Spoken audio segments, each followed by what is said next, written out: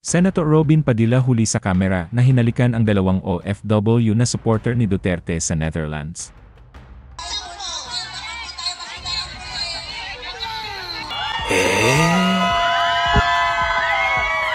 Pero bago ang lahat, kung ikaw ay bago sa aking channel, huwag kalimutan na mag-subscribe at i-click ang notification bell for more trending news.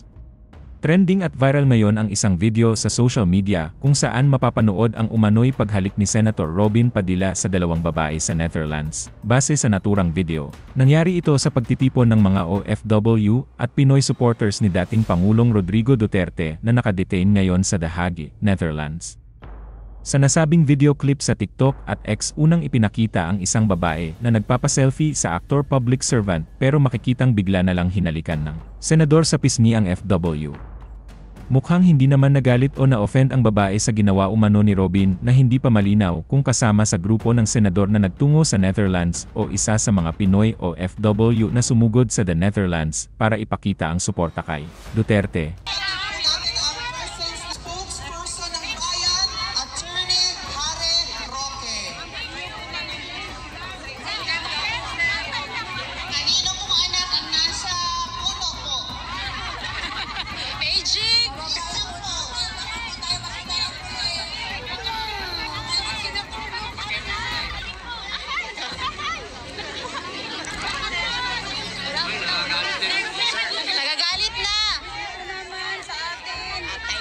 Bukod dito, isang kababayan din nating Pinay na nakilahok sa pagtitipon sa The Hague ang hinalikan ni Robin matapos mapansin na tila inaantok na ng mga oras na yon.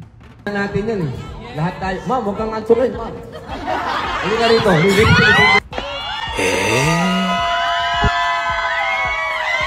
Para sa mga supporters ni Robin, wala naman silang nakikitang masama sa ginawa nitong paghalik sa dalawang Pinay dahil mukhang katuwaan lang naman daw ang nangyari.